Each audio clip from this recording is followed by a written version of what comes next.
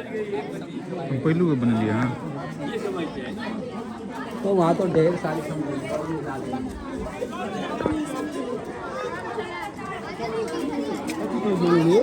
हाँ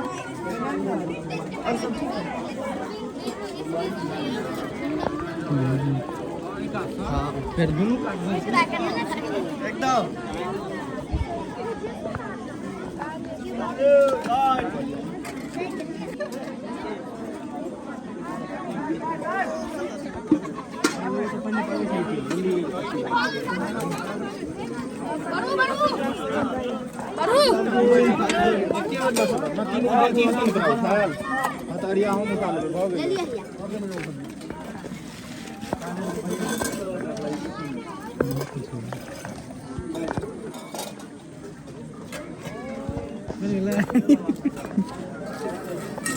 क्यों खत्म।